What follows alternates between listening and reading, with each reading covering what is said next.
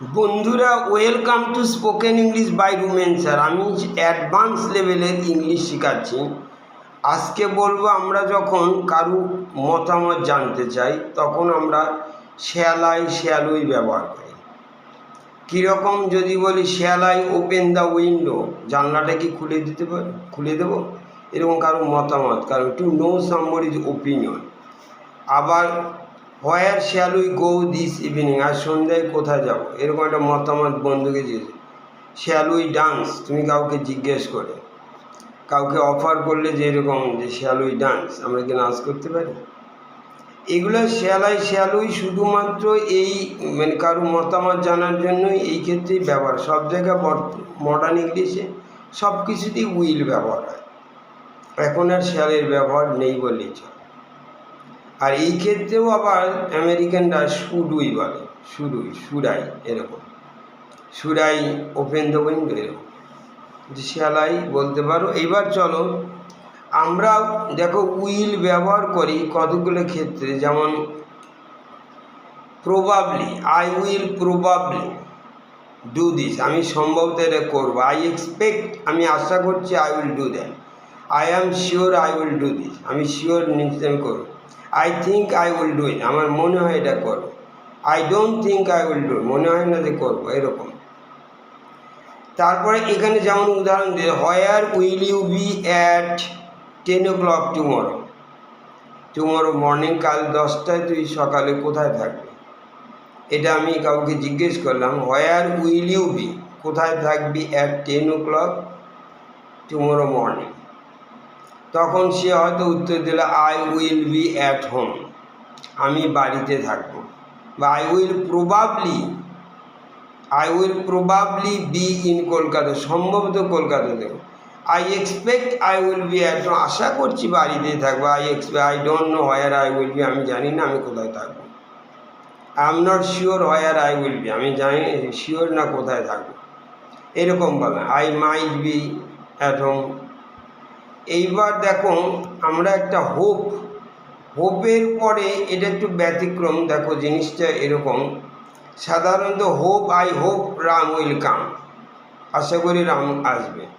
কিন্তু এটা I hope Ram will do this, আশা করি রাম করবে, এরকম হয়। কিন্তু আমরা দেখো হোপের পরে সাধারণত আমরা প্রেজেন্ট টেন্স ব্যবহার করি, এই জন্য এটা মাথায় রাখতে হবে, মনে রাখতে হবে। কীরকম, যেমন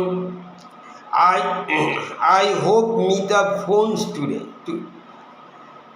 আমি আশা করি মিতা যেন ফোন করে। আই হোপ মিতা ফোনস, এটা কিন্তু প্রেজেন্টে, Mita phones. I hope Ram does not disturb, আশা করি রাম যেন আমাকে ডিস্টার্ব না করে। I hope it doesn't rain tomorrow, কাল যেন বৃষ্টি না হয়, সেটাই আশা করছি। ইট ডাজেন্ট রেইন, কাল যেন বৃষ্টি না হয়, এরকম প্রেজেন্ট টেন্স দিয়ে কিন্তু হোপের পরে আমরা এটা ব্যবহার করা হয়।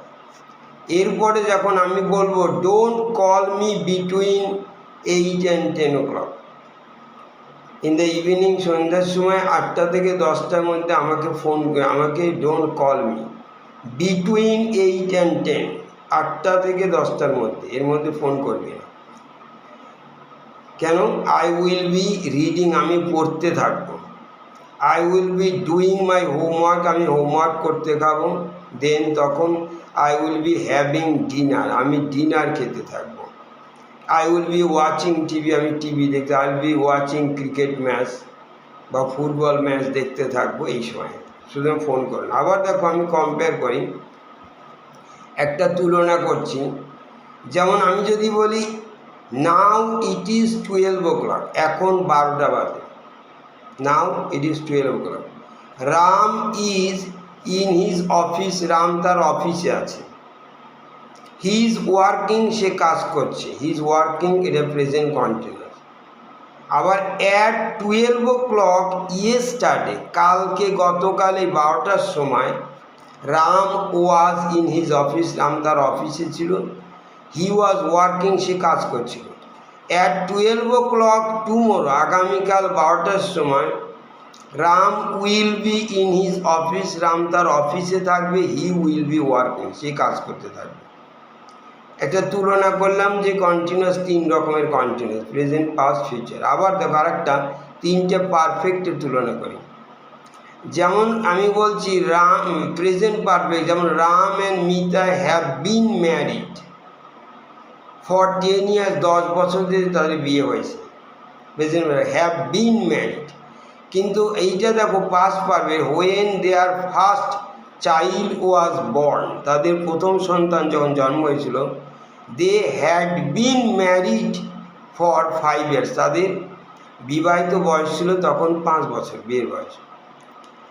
আর একটা ফিউচার পারফেক্ট দেখো, next year they will have been married for 11 years, আগামী বছর তাদের বিয়ের বয়স হবে 11 years, 11 বছর।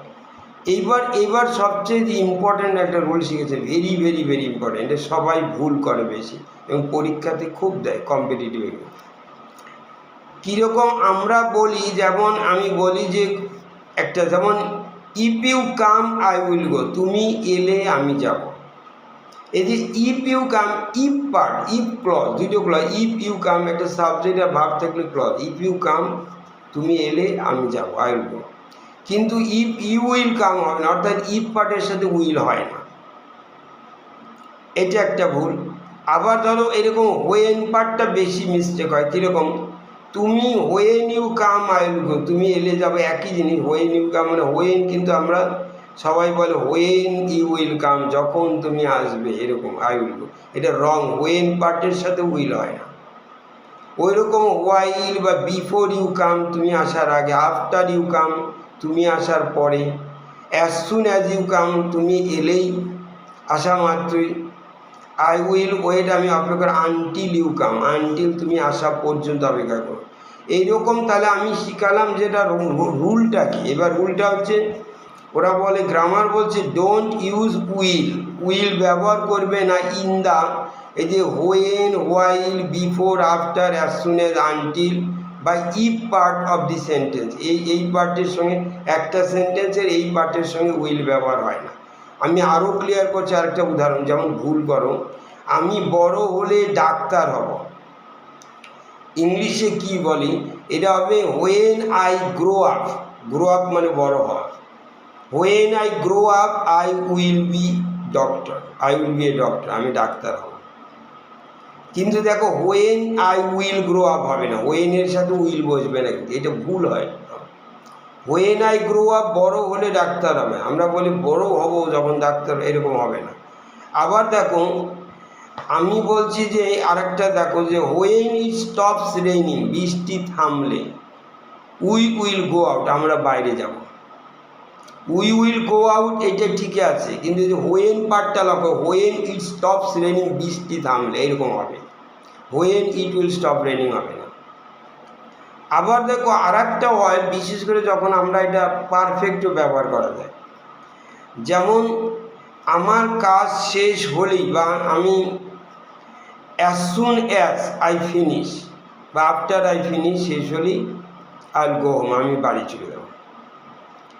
এখানেও বা আমি চলে, I will come as soon as I finish, বা I will come as soon as I have finish, আমার শেষ হয়ে গেলে আমি জিনিসটা ক্লিয়ার করি।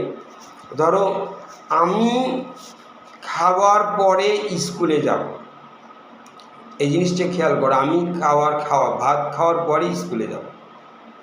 এখানে দেখো আমি পার্টটা ক্লিয়ার করি, এটা দুই রকমভাবে বলা যায়। এখানে আমি যদি সহজ বুঝেছি, আফটার আই ইট রাইস, ভাত খাওয়া হলে, after I eat rice I will go to school, ভাত খাওয়া হলে আমি স্কুলে যাব। বা আফটার আই ইট রাইস, এটা কিন্তু আই ইট রাইস, এটা কিন্তু present simple, I eat rice, after এটাকে এইভাবে প্রেজেন্ট পারফেক্ট দিয়ে বলা যাবে। After I have eaten rice, আমার ভাত খাওয়া হয়ে গেলে I will go to school, আমি স্কুলে যাব।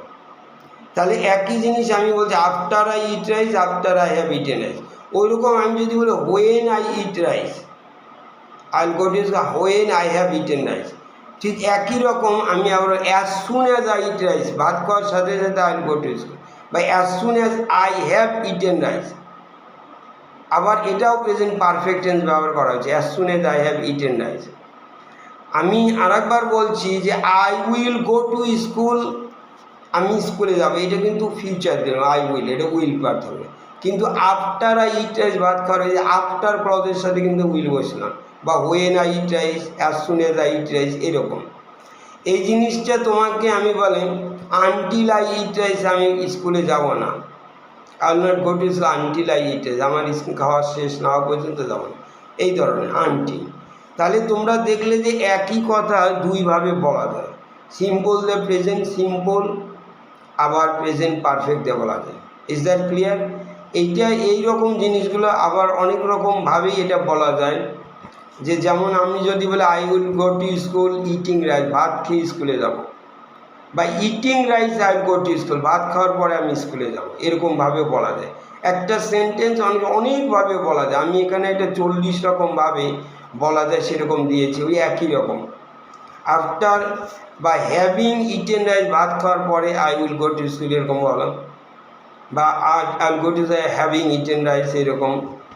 আফটার ইটিং রাইস, খাওয়ার পরে, এটা দেখো এটা জেরান্ড দিয়ে বলছি, এরকম করা হবে, আরও শেখানো হবে। After eating rice I will go two, ভাত খাওয়ার পরে যাব, আফটার মাই ইটিং রাইস, এরকম বলা যায়। ঠিক আছে, এইবার আর একটা পার্ট আমি বলছি, এইবার দেখো যে কম্পেয়ার করছি আমি হোয়েন আর ইফের সাথে।